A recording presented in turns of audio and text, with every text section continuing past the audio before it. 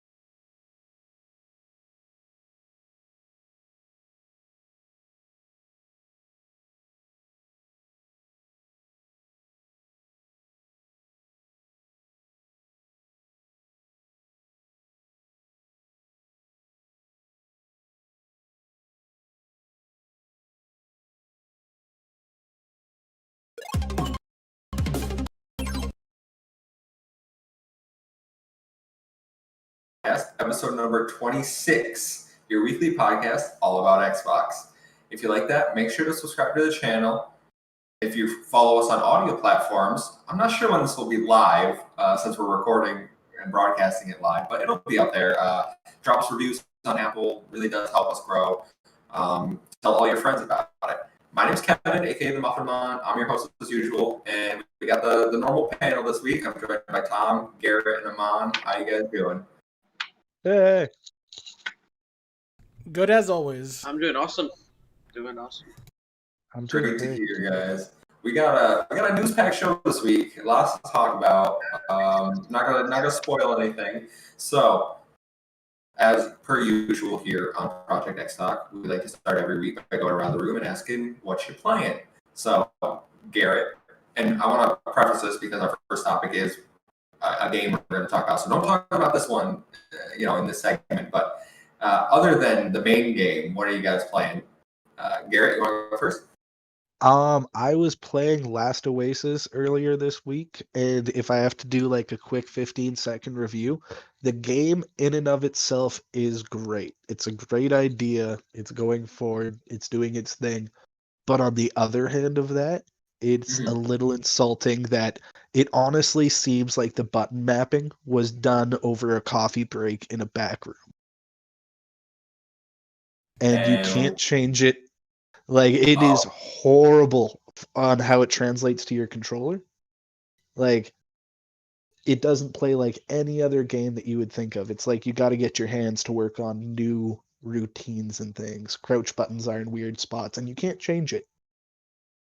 And there's like a thing where if you hold the left trigger, there was so many buttons that they had to put into the controller that they just made it so if you do the left trigger and then it remaps a whole nother thing. So like, let's say crouching is the left trigger and B, but uncrouching is left trigger and X. So like a few people that I was noticing that was playing it, they would be crouching and then they honestly think it's better just kill me and I'll walk through the desert for 10 minutes so I don't have to try to figure this out.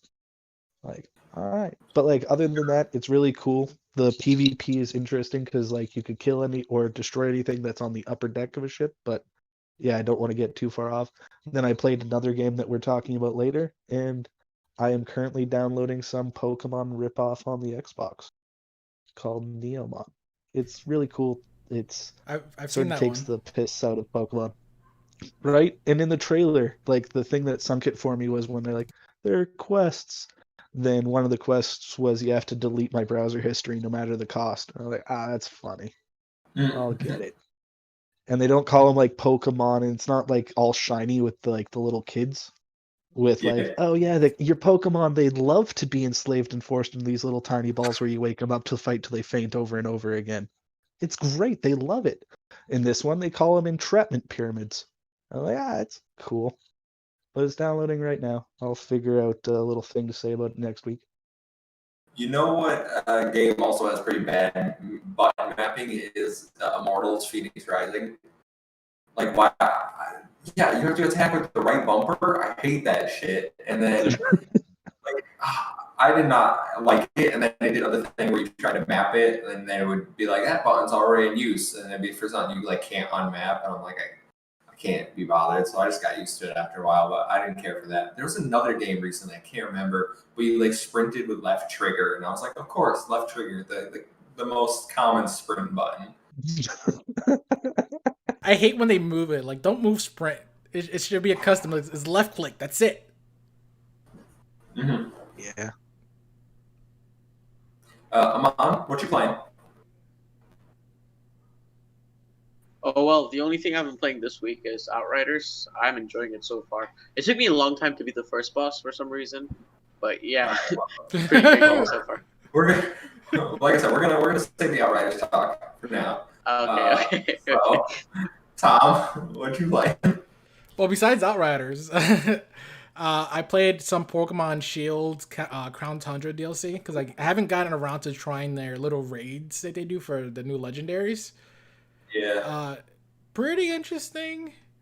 I mean, I probably won't go back to it too often though, honestly.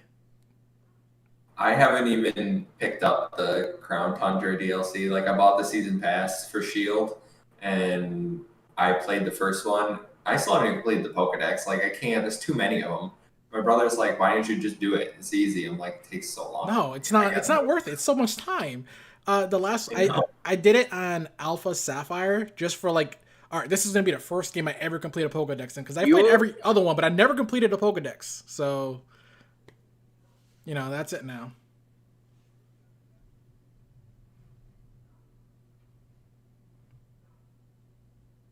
Did I drop? That is the point. That is the point of Pokemon, though. You need to complete the Pokédex. I don't have That's time. the fun. There's way too many Pokemon. Not too many, though. Like, dude, I remember, it increases like by hundreds every generation. It's too many. yeah. No, but like, come on. That's the whole point of the game. No, I remember when everyone was throwing a fit because they're like, Game Freak there's cutting Pokemon and reusing models. I'm like, they should have cut more Pokemon. I don't need half these fuckers in here. Yeah, I'm getting my Switch soon, hopefully. So I'm gonna get Sword and Shield soon. Okay. For games I've been playing, people might have noticed I've moved. You might not notice with the white wall because I was on a white wall in my last place, but I'm gonna decorate a little bit, new chair. So I haven't had much game time this week. When I have, I've played a little bit of Persona 5 Strikers and a little bit of Octopath here and there. Octopath Traveler, I'm enjoying. It's still a lot of fun, still good, classic JRPG. But I think we all know what game we really want to talk about. So we'll move into story number 1, and it's going to be our Outriders impression. Now, it's a game we're all playing, and I want everyone to go around and say what level you are, what world tier you got to, and basically how much time you put in the game so far. So we all kind of have an understanding of how much experience we have with it to go off our talking points. So, Garrett, what level you are? I got a Devastator at level 26. His world tier, I think it's at like 10 or 11. I forget. I don't look at the world tier that much. And I also have a level 11 Pyromancer. Okay. All right. Aman? Yeah, I think I'm world tier 6 or 7. I'm not so sure, but I'm level 16. That's what I'm sure. So yeah, I use Trickster, and I'm enjoying it so far. Tom? Technomancer, level 21, and I'm world tier 7. Ooh, okay. Very interesting. I'm a Devastator, and I am world tier 10, and I'm level 20. How the hell? How the hell did you get so high? Very weird. So that's why I was wondering how you're 3 world tiers below me, but only 1 level above me. Like yeah. that's And I'm on Yeah, level you're- 16 yeah. in tier Yeah, 6, so that's I'm like the I don't same know. world tier as you. Yeah, and Garrett's Here. like. I'm similar gonna to you check guys. it out so that there's some significant. Yeah, or maybe we're I not can back switching up my gear numbers. often enough. I'm I checking have it. no idea. I am looking at this right now. I'm gonna see what my actual stats are.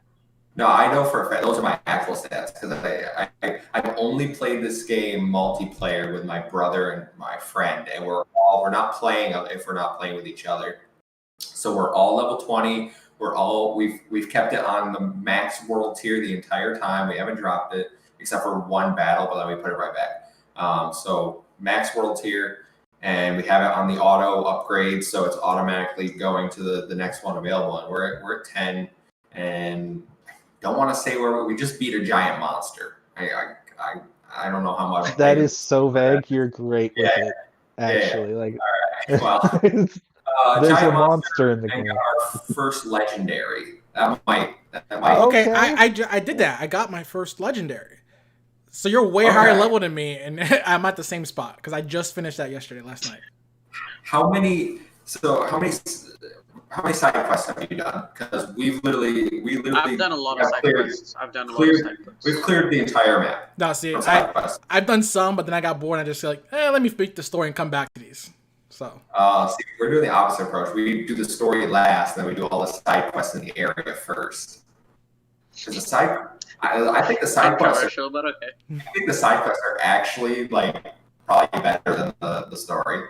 Like No. What? Yeah. Dude, Mr. Chang died. No. He was gonna give me tea, and Yeah, then Like, you also like the continuation of characters in The Walking Dead, huh? Like, I shit. don't like Walking Dead. So Oh no, it's just a riff on how nobody of substance in that story lasts too long. I noticed that in Outriders. There's a few times where it's like, I could see this character lasting a little. Bam. Like, whoa, crap. So there was a story cutscene where a character gets introduced, and if you didn't do one of the side quests, that story cutscene is like the first time you saw him. So I'm like, okay, it seems a little weird. Like you don't have the backstory for this guy. Huh. Okay. Yeah. How are you liking the class? I mean, I think they did a pretty decent job with the game. Like after how Avengers turned out, I thought this game was going to turn out similar. way better. Like, just Other it than not that, being yeah, games it as a turned out service way just better. if Avengers didn't go games Yeah. as a service route, I think it could have been a much better game. I agree. Not that I mean, listen, Avengers from the start did not look good to me with the character models. I get it wasn't the MCU, but that's what everyone expected. Outriders, I knew right from the demo what it was, and I've enjoyed it ever since then because the game just builds upon what is in the demo. And I really do think that I know it's considered a looter shooter, but the guns are like the weakest. They're not weak, but like the abilities are really where this game shines, in my opinion. Yep. Yeah, I really Yeah. The like guns it. are very generic. How The guns are very generic. Yeah, the guns are just like LMG, and I mean some of the legendary I got was legendary, but like there's nothing really like mind blowing about the types of guns, but the abilities are awesome. Yeah, the I perks think- that I come think with the it's guns like too. Destiny. They're so good. It's like Destiny, X Division, X Mass Effect. Yeah, that's not a bad way to describe it, I guess. I think Gears of War ish kind Gears of War and Borderlands. Sort of. Yeah, Borderlands. Gears of Gears of Borderlands. War. Yeah, with like, I don't know, fine. man, but later in the game, you also gotta add a bit of a Dark Souls vibe. You're gonna die a lot. We're like, sorry, I figured this out a few shows ago. I put too much difficulty on myself, but man, you get used to dying quickly. Around, I would say, the second big monster fight. There's a fight later in that game where like I keep on thinking that the boss is the boss, but it's not the boss. It's just like a general. And like I actually had to stop and come back to it twice. It's hard. So I've been playing solo mostly, and the thing that kills me a lot in this game is snipers. I fucking hate the snipers. They will shred me. I can't do anything. There's like if there's 4 posted up, I don't know. I'm gonna die multiple times. Snipers are brutal, except for Garrett and I. And Garrett, I don't know what abilities you have on, but you're Devastator as well. If you have the starting ability where you can like turn into rocks and fly in the air. So what my team does is we'll have the 2 on the ground, and then they'll handle the ads in front. I will turn to the rocks and fly over up to their towers, take out the snipers, and then I'll use it again after it cools down and fly back so I'm out of danger. But like the Devastator is basically made to get in there, take out those annoying enemies like that, use your golem ability so you don't die and you can regen health and then get the fuck out. Like that's how I've been playing the class. That's a valid strategy. I've been my favorite one has been what I've been calling the healing pyre. Like, because you know how you can make that spike? I don't want to be too... Impale. Yeah. I had all my armor level up to that and the catching of the bullet one. And I had it so that any shot that's fired at me, I could now catch it in the air and throw it back at them for double the damage. And I could put 4 impales up. So I'll use that because my impales, everyone that you successfully kill, you get to increase your health and armor. So I'll do that until I start to get bogged down, and I'll cap or get as much aggro as possible so my buddies can work around basically invisible. Good old army of 2 days. But then I'll do a big bullet capture. And just that is a cool feeling when I could wipe like in the ad areas where you're just fighting a lot of little ads and things where you can capture half the bullets in the air and just kill everything. It's great. It's mint. Snipers don't faze me, man. Out of my party, out of the people I'm playing with, I have the lowest firepower. I think I'm at like 5,500, but I have the most armor by I have 12.5k or something. So like I'm going hard on the tank route, and like my anomaly power is, I think it's second or maybe it's the highest, but. So there are definitely those stats where you compare to the other classes and you see like you want to go hard into what your character is meant to do. Completely agreeable. And on the pyromancer side, he's very aggressive, but almost a little glass cannony for my liking. Yeah, he can't take hits. hits. That's my brother. He's playing the pyromancer. He's definitely a glass cannon. Only living as long as you kill him. Yep. Tom, you're playing technomancer?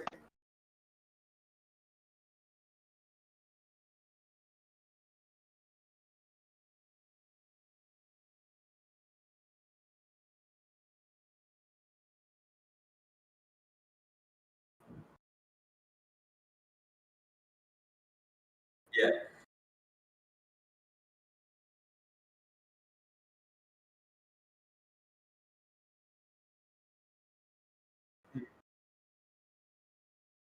Oh.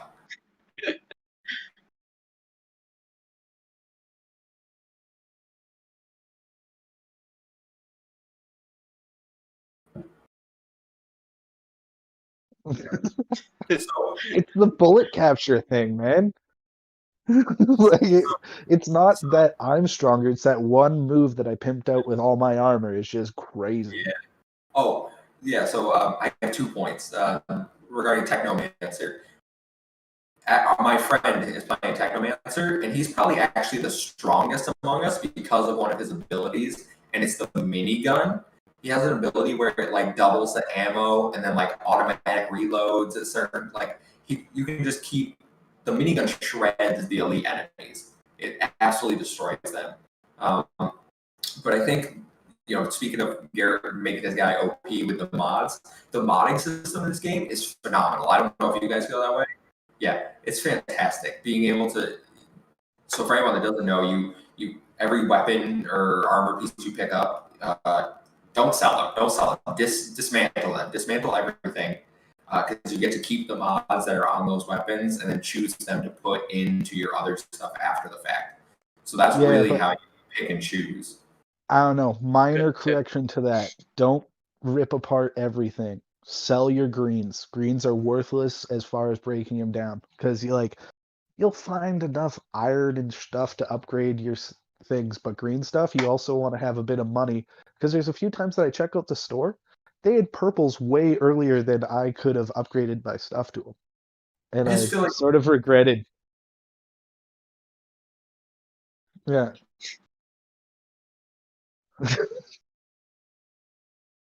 yeah, I just Yeah. Or also got like bone shards off of buying a gun. Sometimes I'll buy a gun just if it's got a cool thing. Bone shards is sweet, by the way. Anything you kill becomes a grenade.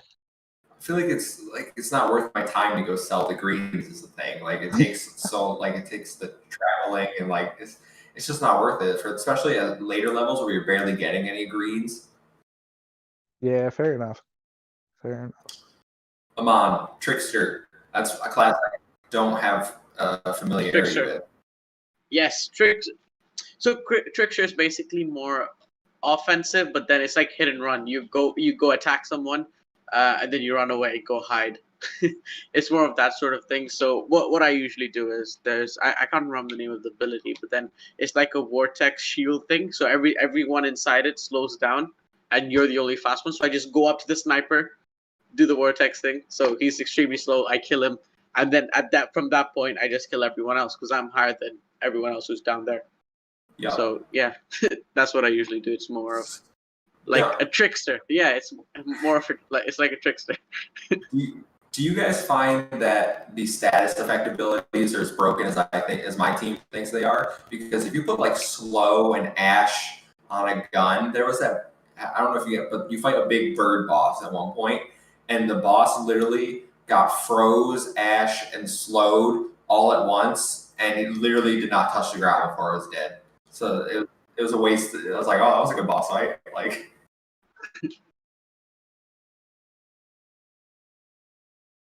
Right now, what I've been doing is I utilize bladed rounds, which allows me to cause toxic to everyone. But not only does it, when I shoot somebody, if there's a group around them, they also all get toxic on them. And I have a bunch of different things just buffing that up like hell. So I shred everything with toxic. It's the best thing ever.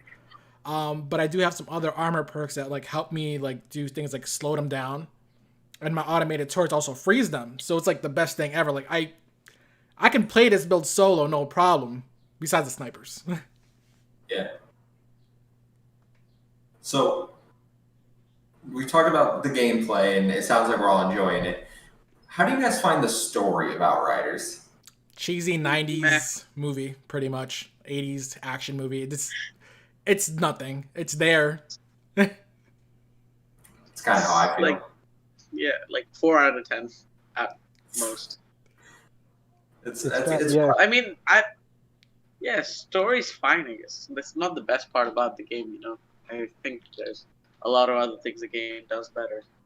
And I don't think they were trying to focus more on the story. I don't think that was their main priority. So, yeah. That's probably the weakest aspect of the game. I would have to say it's all right for the bits that you try to pay attention to. It's got a little string together of blankety blank, save the blankety blank, yada blankety blank happens, plot twist, yada yada. But a lot of the side missions, they have little funny blips. Like it's when we were talking about it on the couch, it's almost like it's a self-realized thing. These quests, they're not here to be that serious. It's not some pivotal role. You're just here to go kill some dude that pissed off somebody that was you're an ally with, and they sort of humorously engage in that. So it's like, all right, like you meet your store clerk. Like I feel like we can talk about that. It was in the demo. Anybody who thought about the game could have saw it. It was hilarious when you're like, oh, sweet, my old Asian salesman dude. 3 seconds later, blam! Then on a revenge thing, you go find the new shopkeep. It was pretty funny. I'm not gonna laugh. It made me giggle. Yeah, the demo had some funny moments in it. Since then, I really haven't found the humor in the game, except one side quest where I was like, "What the fuck?" Like, oh my! I don't want to tell you guys. It wasn't even like an actual quest. It was. It's a very dry, dark humor game. Or like that. The one sniper character who gets the next shot. I thought they were going to be around for a while. Wasn't expecting that one. I'll say that. They were just introduced.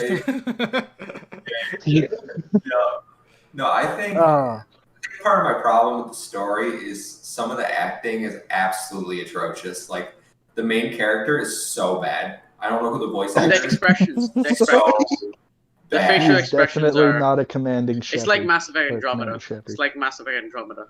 Oh, it's up there with The some of facial expressions. Yeah, The voice acting is just not good.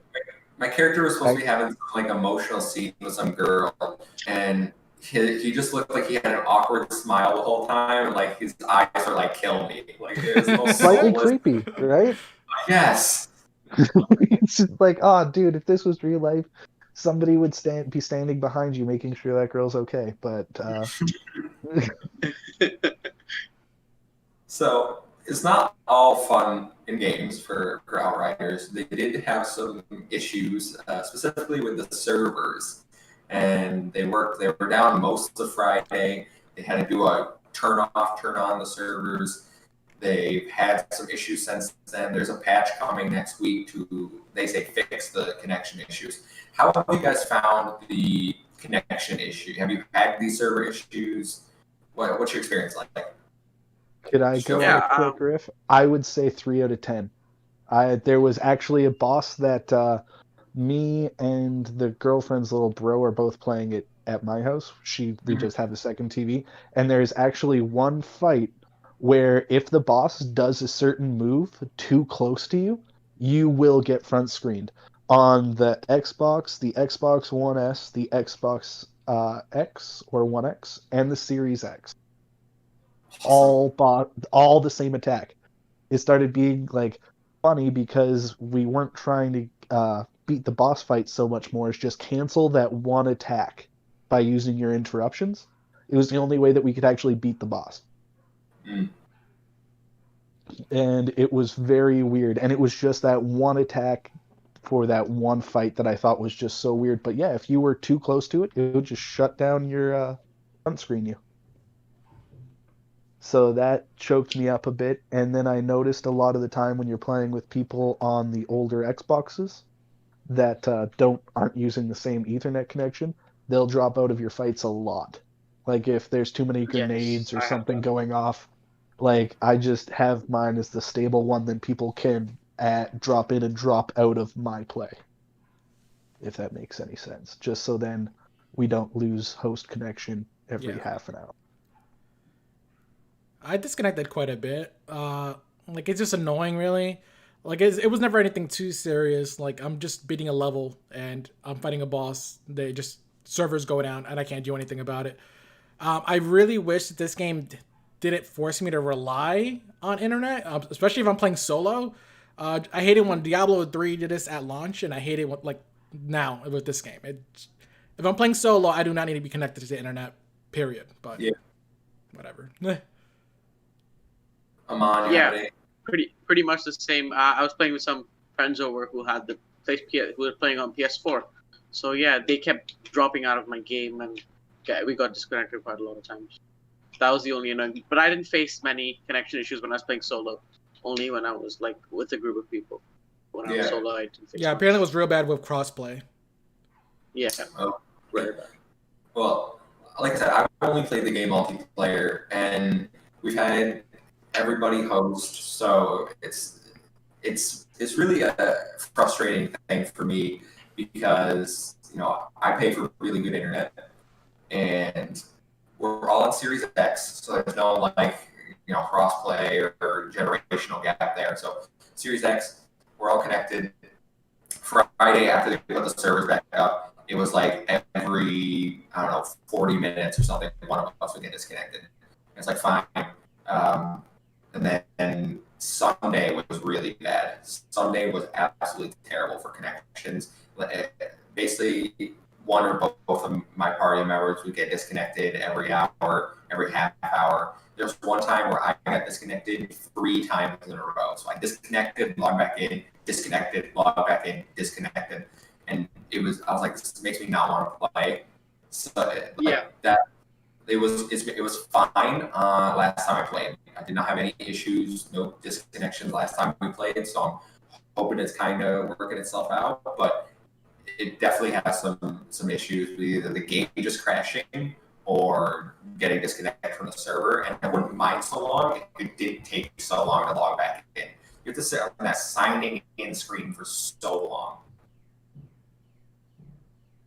Yeah, every time it's like I spend like 3 minutes, 5 minutes just waiting, signing in. Okay, all right, I'll get on eventually, I guess. And then it kicks you out, and then you have to do it again.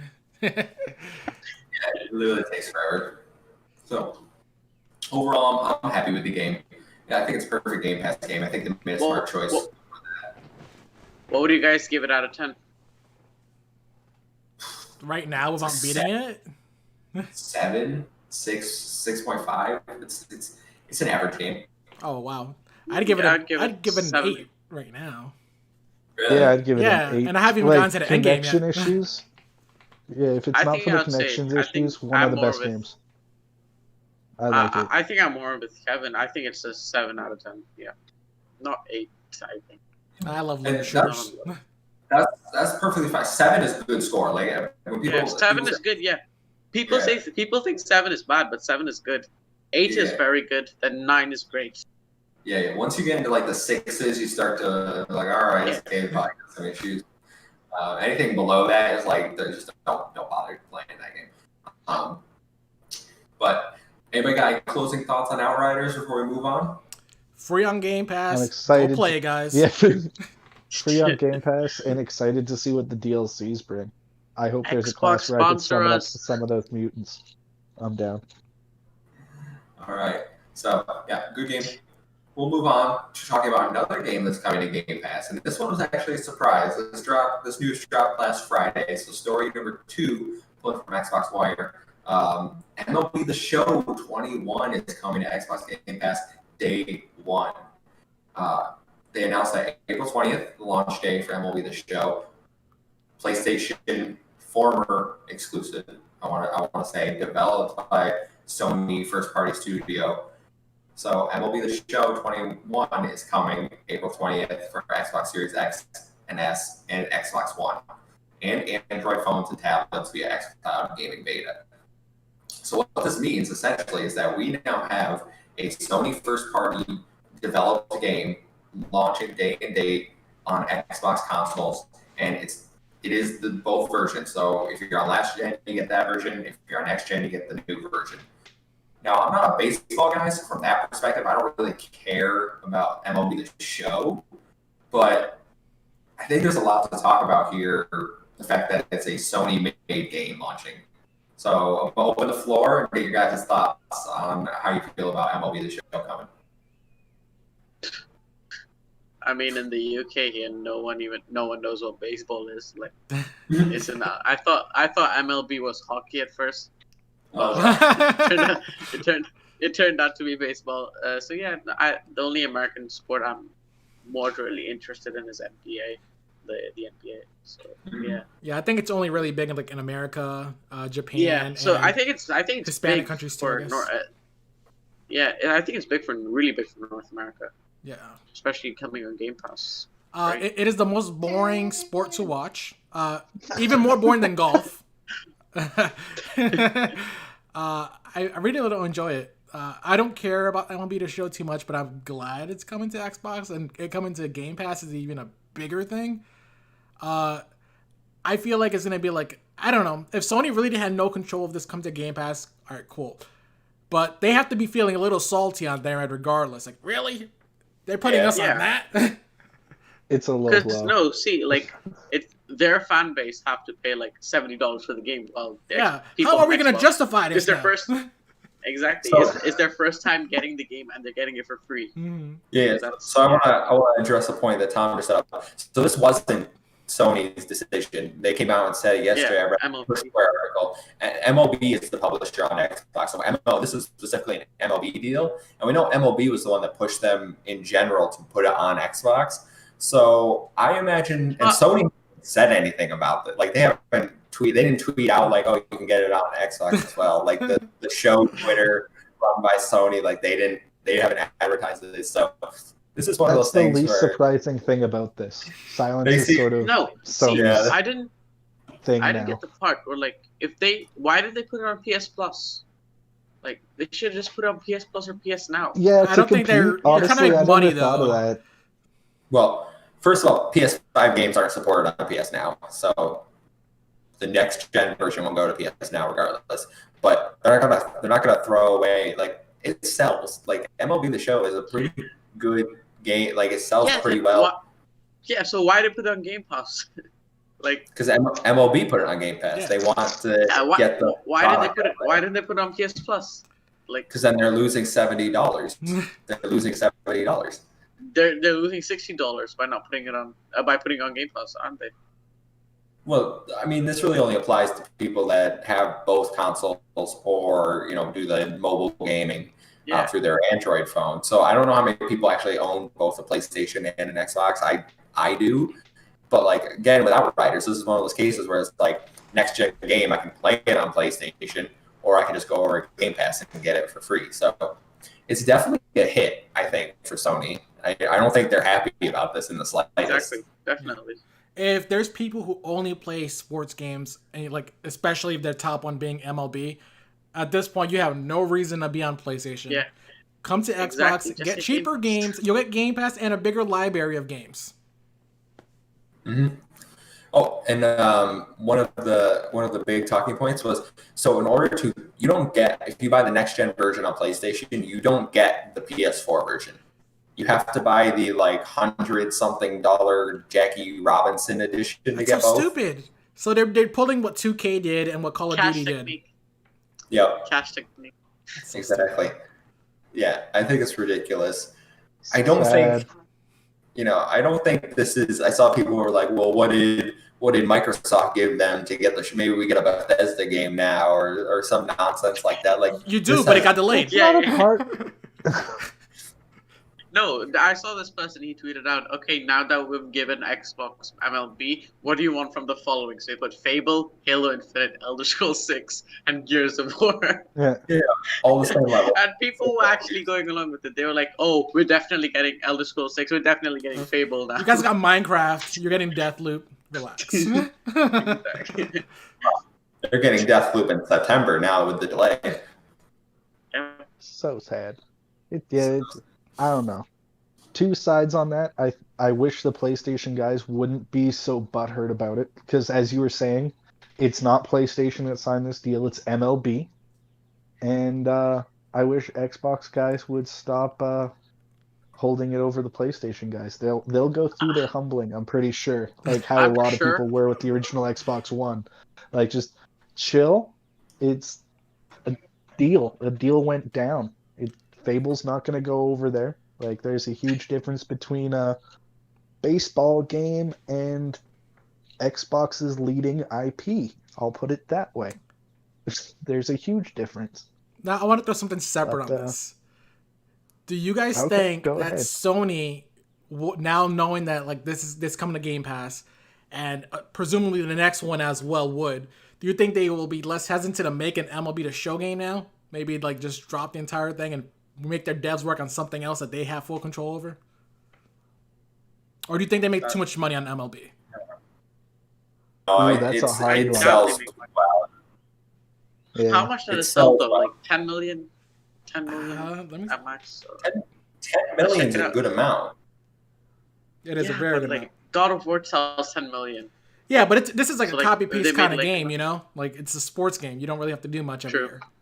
Yeah, roster updates, maybe change a mechanic. Well, maybe they could reduce the quality of production, and sort of neglect that franchise a bit, but still make money off it. I think MLB would be pretty pissed off if they did that. I think MLB would take it away from them if they saw like a decline in quality. It's best if they go to EA. No, it's not. No, it's not. Yeah, there's less MTX in the show. Every sports franchise should be taken away from EA. Well, no, they don't do the worst job with FIFA. I don't think it's not as bad as people make it out to be. Your My Team is ridiculous. Ultimate Team is bad, but then like no everything else like kickoff. But Ultimate Team is fine. It should just be better. The game is garbage. Ultimate Team is shit. Chocolate. Who plays Ultimate Team? Ultimate Team sucks. A lot of people. But exactly. Their other game modes are. The last good FIFA was like FIFA 15. Like ever since then, it's Pro Clubs is fun. Come on, Pro Clubs is really fun. Man, Okay, I'm gonna tell you a story right now. Me and my friends, we were 8th in the world on pro Really? clubs. Yes, 8th in the world on the Xbox leaderboards for pro clubs. And every FIFA since, I don't remember which one it was a few years ago, but every FIFA since then, it's been a steady decline of, oh my God, like they keep making it worse and worse and worse. Like the AI doesn't work well. There's bullshit. Like I was scoring 40-yard finesse shots. Like there's always some broken mechanic. Like it's absolute nonsense. So like I don't even buy FIFA anymore. I'm not wasting my money on it. That's a shame because I loved FIFA. I loved the career mode. I loved manager mode. Like there were parts of the game I loved, but it's a fundamentally broken game that EA doesn't care to fix. They will just reship it every year. Yeah, they make like tons of money out of it, like tons. Here, like everyone in the UK has plays FIFA. Everyone, literally every single person. Even the Queen. I've seen it. Yeah, even the Queen. I'm pretty sure. Yeah. Meghan Markle as well. She plays FIFA as well. I don't know about that. No, she plays MLB. She's an MLB fan. That's why she got kicked out of the royal family. Yeah. Heard it here first, guys. We got the lowdown. Insider scoop. She kicked the Queen's ass. No, that was in Super Smash. That caused some strife. Okay, what were we talking? Oh, we're talking about MLB the show. That's right. I don't think this means like I saw people were like, well, Horizon can come to PC Game Pass now. Like, no, that's never going to happen. No, people are saying, "Oh, Disney can now force Spider-Man to be on Game Pass." Like, come on, that's not happening. They could have done that forever ago if they were going to do it. They would. Exactly.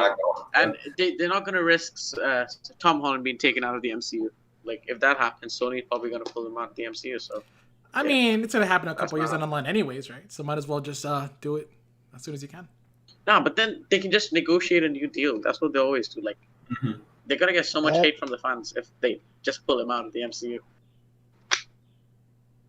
Like, remember? I think it was 2018. They just suddenly pulled him out of the MCU before right after. That was a low, dirty move. That Sony was desperate to be a part of the Marvel universe. So, imagine Disney acquiring Sony, though. Imagine Disney. That was the multi-billion-dollar equivalent of a kid's hissy fit. Like, no, imagine I want to run a acquiring successful Sony. superhero movie. I love a mom's world where every billion-dollar company it just wants to acquire every other billion-dollar company. What if Amazon bought Disney and then bought Microsoft? It's a capitalist dream. So, that is one company to rule them all. Personally, I can't. It'll be like Cyberpunk.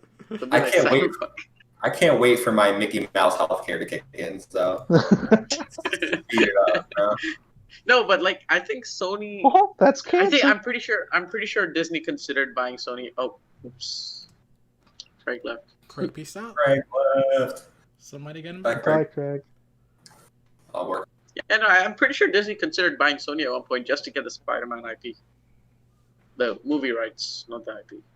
Yeah, I can see it, but definitely have some sort of control Imagine now. though, PlayStation would have shit. Now recording. Welcome back, Craig. Thanks, Craig. Thanks, Craig.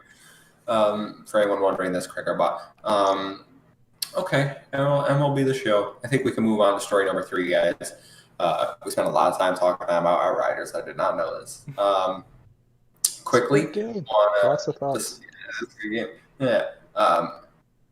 Mass Effect Legendary Edition, guys. That's gonna be story number 3. What's your hype level for the Legendary Edition? You guys interested? Comes out like a month. I'm gonna get it. I want to get it. I want to play it. Hopefully, it comes to EA Play soon. Have you played the originals? No, because I played Mass Effect 2 and Mass Effect 3, but not the first one. Because it was really bad. I couldn't play it, so I want to play it again in the Legendary Edition. So that's probably the main reason. I'm in the same boat like mine. The first one, the controls were just like too off for me, but the 2 and 3 for sure. I probably would replay the whole thing at this point. Especially since the saves will carry over in my decisions and just see what happens. I was like, I'm not one to replay games anyways normally, so I've only played them once. So I'm sure there's some decisions down the line besides the ultimate ending at the very end, but I mean, it should be fun to see what happens.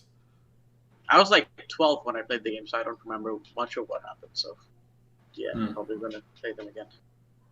Well, in case you're wondering, they did do a massive blog drop where they talk about the changes they've made to Mass Effect 1.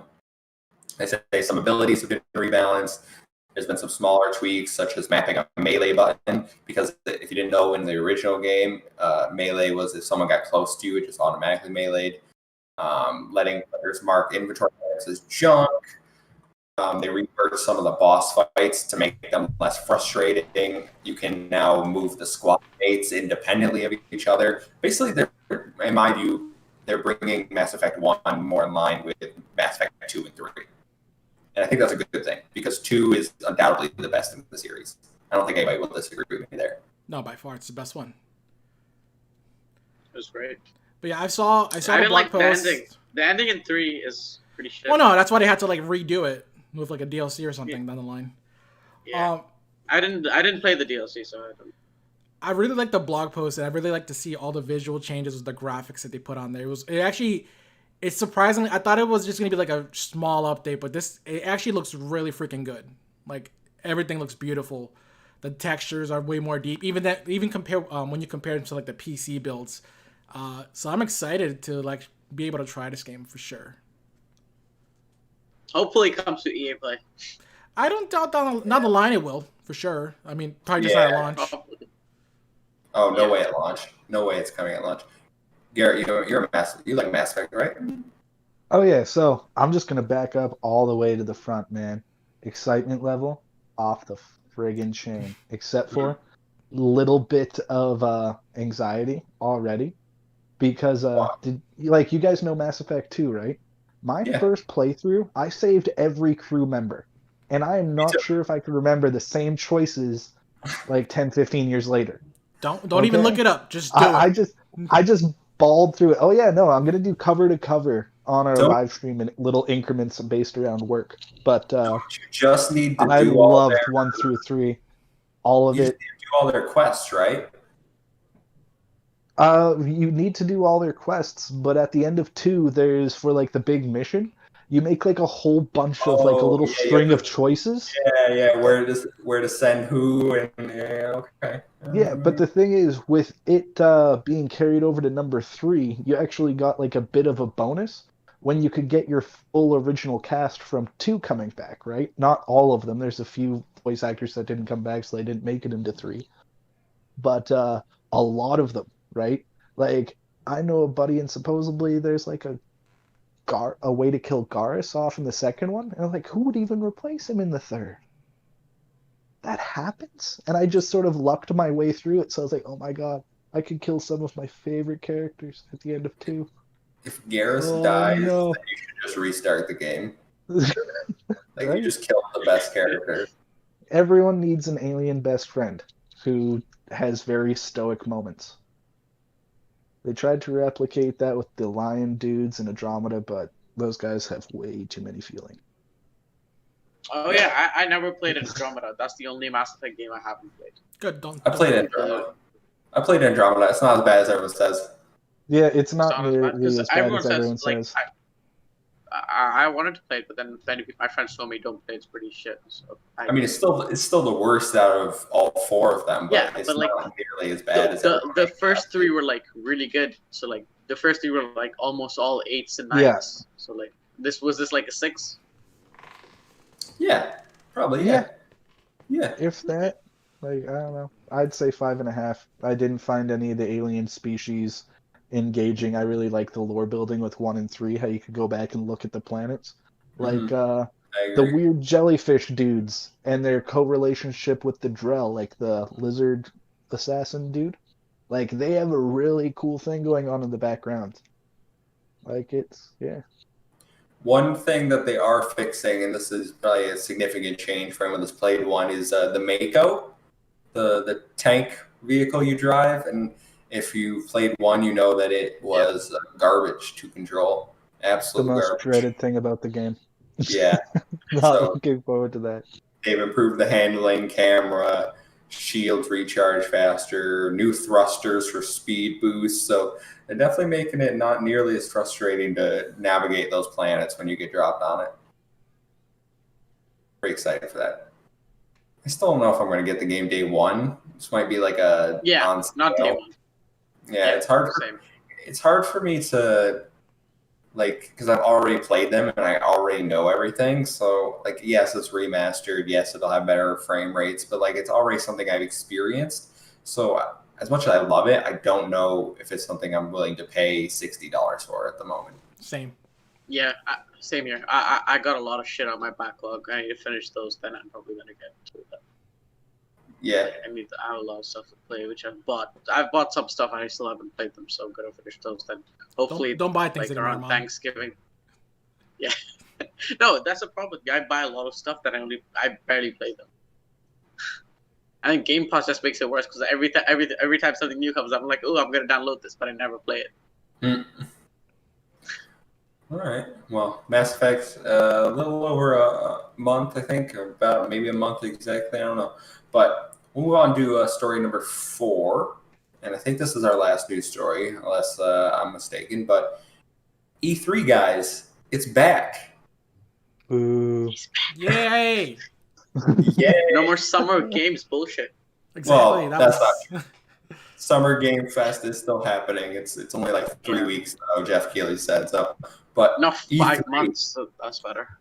E3, the ESA has announced will be holding their event this year. It's going to be all digital, obviously with COVID, and it's going to be from June 12th through June 15th. So that's a Saturday to a Tuesday. Now, they usually start on Saturday, and they usually start with one show, and it's like EA, I think. They do their little EA conference. I don't know if that's going to kick off the show this year because the only confirmed people they said were Nintendo, Xbox, Capcom, Konami, Ubisoft, Take-Two, Warner Brothers, and Coke Media? Coke Media. Coke Media. Never heard of them. I'm not sure who Coke Media is, but I think the big ones here are Xbox and Nintendo because Nintendo specifically hasn't been to E3 in years. It's been so long. They've just been doing their own directs. So to see them like coming back kind of gets me excited. They might, this might be the platform for a Switch Pro to come out, Yeah, that can be. So Coke Media does like Metro Exodus and Saints Row games. Oh, okay. So Saints Row 5. And Black Desert and Crimson Desert. Okay, so yeah, we'll probably see some more of Crimson Desert then. I think with Nintendo coming back is like the biggest thing because I feel like with that, maybe Sony's also going to work their way back maybe next year, and we can just get the big 3 back on the E3 showcase again instead of everyone doing their own thing because it was really. I loved that entire like weekend of E3 and Sony not being there was like a huge blow to me. Nintendo not being there as well and. Everyone coming back, so it's cool. And I'm excited, especially for Ubisoft, because I want to see Far Cry 6. I want to see more of it. Yeah. Right. Maybe we find... That got delayed. It had a release date, right? Yeah, it was supposed to come out in February. It was supposed to come out in February. Yeah. And then it got delayed. So, yeah, Nintendo, maybe Switch Pro, we'll see. But Xbox also coming back. Obviously, last year they did their own little events. We just had an indie showcase, but... They've come back. Phil Spencer had a statement ready to go, being like, gaming's better when we all come together. So it seems they're all on board. There were some questions I saw where it was like, since Xbox is going to be there, is Bethesda getting lumped into their time? Jeff Grubb over at Venture Beat or Games Beat, whichever one you want to call, said that his understanding is they're going to be separate shows but lead into each other. So Xbox will go and then it'll lead into Bethesda. So I imagine whoever closes the Xbox thing will be like, now hear from our partner, Pete Hines, and then he'll come out on the stage and start talking about Bethesda's offerings. So Starfield. Hopefully. Yeah, I'm pretty excited. Starfield, yes. Yeah. Starfield. Yeah. Hopefully, yeah, and give me a September release, October release date. Same day release date. Great. Same day. Just drop that so we can get on with our lives here. November 15th, Halo's anniversary and Starfield. Oh, crazy! I think it's Wolfenstein 3 as well. Wolfenstein. Yeah. 3, hopefully. I think them leading into each other will be good. I think they should be still separated, especially since they're still technically doing some other stuff right now with like Sony, which maybe they'll want to show off some of those games too. Deathloop. Yeah, definitely. Ghostwire Tokyo. So it makes sense. I mean, I'm sure they'll probably want to show some of that off. And considering we don't know if for sure, I want some Elder Scrolls 6. Show us Elder Scrolls 6 this June, please. We're not doing that.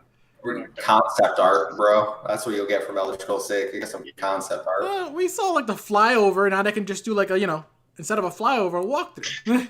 Walk through a town. Garrett, that game's coming 2026. You booed. Yeah, that's probably an accurate prediction, to be honest. But you booed E3 coming back. Can you tell me why? I don't really like if it's an online thing, let it be an online thing. I don't know why we need a third party, everybody come together. Like, I am liking and I'm fully engaged in Xbox is unbiased. Well, a little bit of bias because I'm an Xbox gamer, but I'm a fan in how they're doing their marketing now. How we were talking about the MLB thing, and Sony is silent at seemingly every turn that they chance to not say anything. That's what they're going to take, right?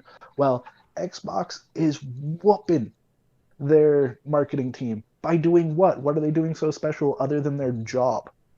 I would have to say their Twitter account is probably their craziest marketing asset right now.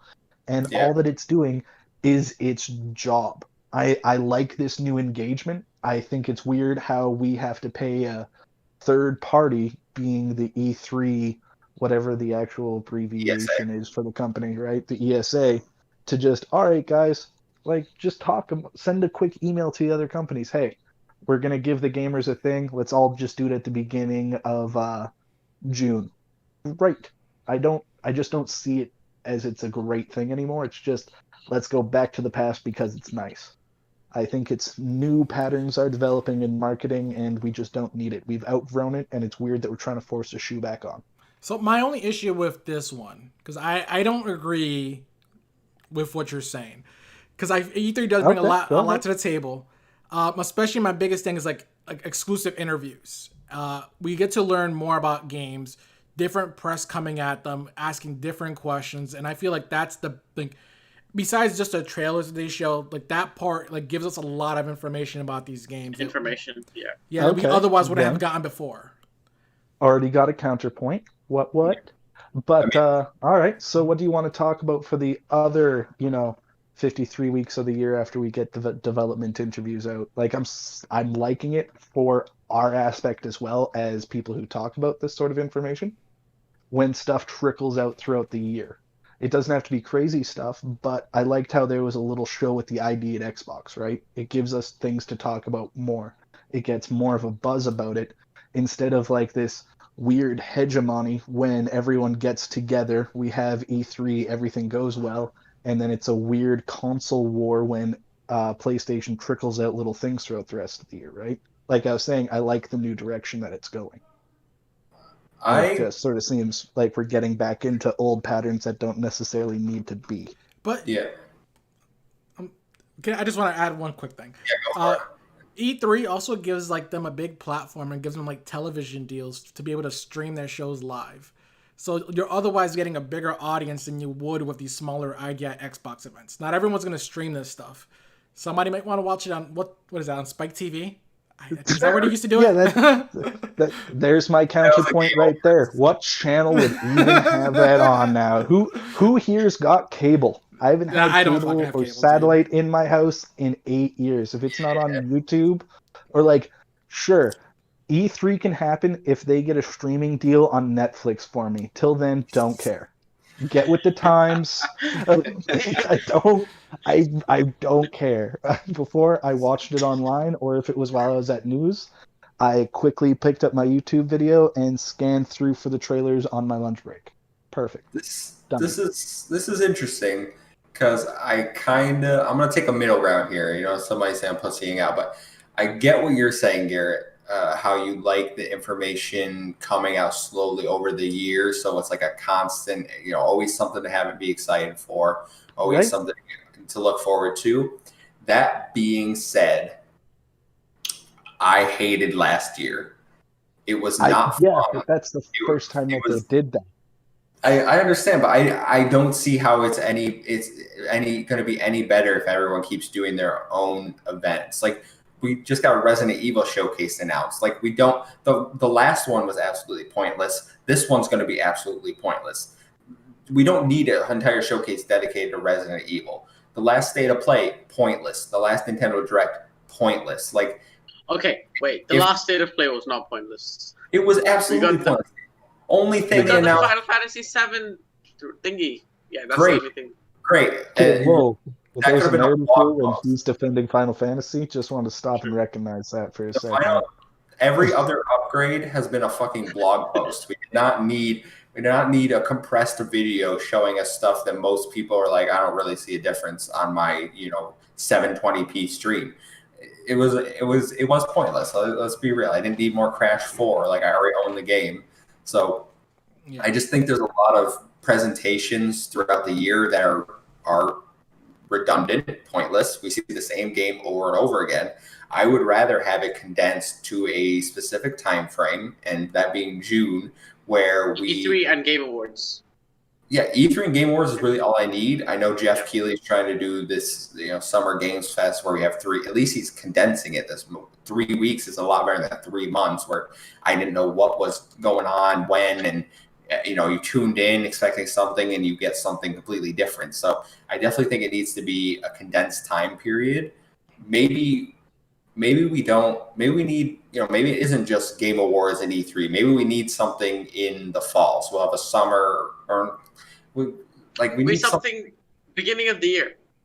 Yeah, like a 3-prong approach. That way we don't go 6 months without big announcements. That way we keep our hype, we keep our cycle. But I do get people that are like, why would anyone want to be a part of E3? Because I heard, I think Kind of Funny was talking about this, but so Xbox goes, and then all the news sites writes Xbox articles, and then 3 hours later PlayStation goes and they write all the PlayStation articles bumping the Xbox articles. So in terms of marketing, E3 probably isn't the greatest. You get all the information spewed out at you at once, and it's like, okay, like, you forget half the games. But no, that's the funnest. That's the funnest part. I completely forgot about Bannerland, or whatever the frick it's called, the hat one. It's not even a game that I wanted to play, but the fact that you forget about something's complete existence, completely forgot about it as a Pokemon with hats concept. You can forget about that game. It's but the excitement that comes with all those announcements is like the best part. Like, Twitter and Reddit during that period is just the funnest thing to be, because it's like all these new announcements, everyone's just talking about it. Everyone's like a huge discussion. It's the best. It's fun. And I get maybe Reddit or Twitter's not like where you like to be a lot, Garrett, like for those kind of events. But I think it's the funnest part. Just like whenever my favorite TV show's airing, I'm gonna be on Twitter like right when it finishes airing, and I'm gonna be like talking about it. It's fun.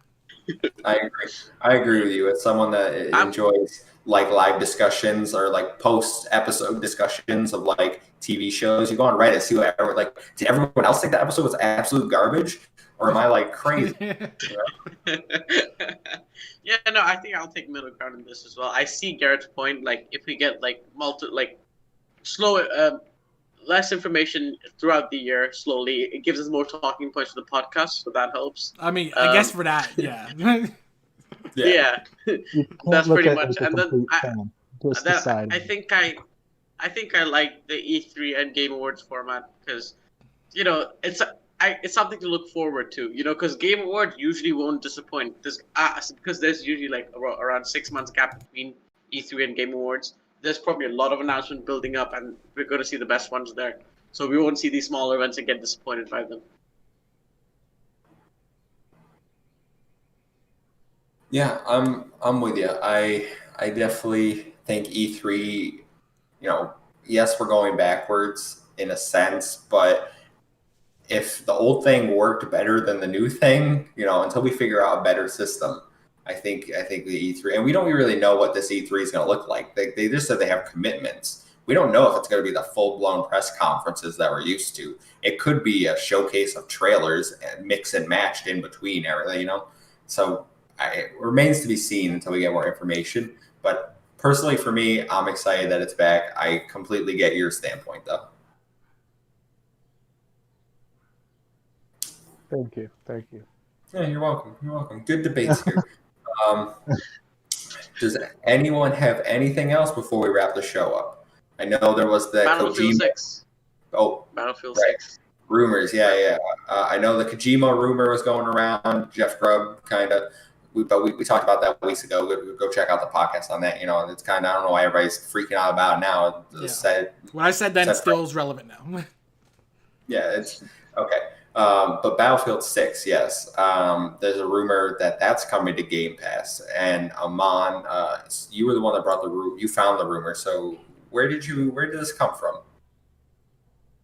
So it came from Xbox Era's podcast special ed. You might know him for he's a known insider, sort of. So he basically said that a third-party AAA first-person shooter is coming to Game Pass this year.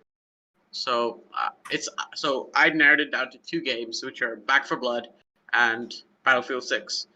Back 4 Blood many consider AA, so I think Battlefield 6 is the game that's coming to Game Pass.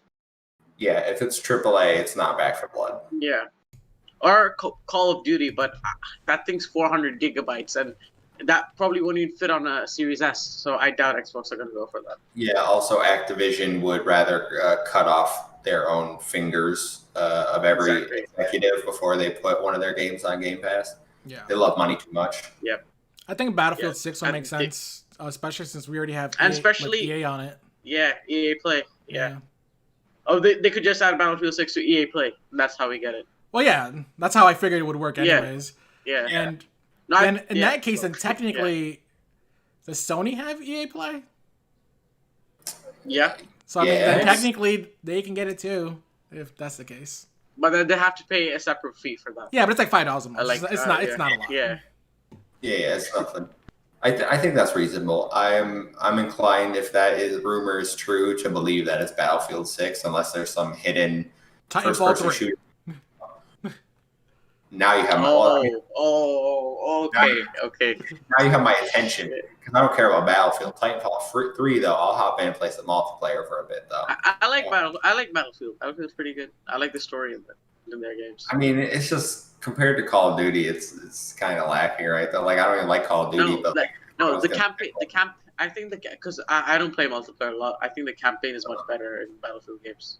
I disagree, and the multiplayer is also extremely different in both games. Call of Duty and Battlefield are not even comparable. Okay. I've touched like one Battlefield, so I will believe you. But yeah, stay tuned for that. We'll see what happens. If that's all we got, I think we'll wrap the show up there, guys. We've gone on for a little bit, had great discussions here. I think great episode. So everyone, please follow us over on Twitter at Project XTalk. Subscribe to the YouTube channel if you like the content. We do other videos, video only for our YouTube channel. So all the audio listeners, you're only getting some of the content. So come over and subscribe. My name is Kevin. You can find me on Twitter at TheMuffinMon. That's also my gamer tag if you want to play something. I did just get a new OLED, so Halo Master Chief getting booted up a little bit here. Tom, where can they find you? You guys can find me on Twitter at ChronicleTom. Aman, where can they find you? You can find me at AmanM05. And Garrett? You could try to bug me at Twitter at WaywornG, but I'm mainly on Xbox. Just friend me up. We'll talk. We'll game. All right. Great.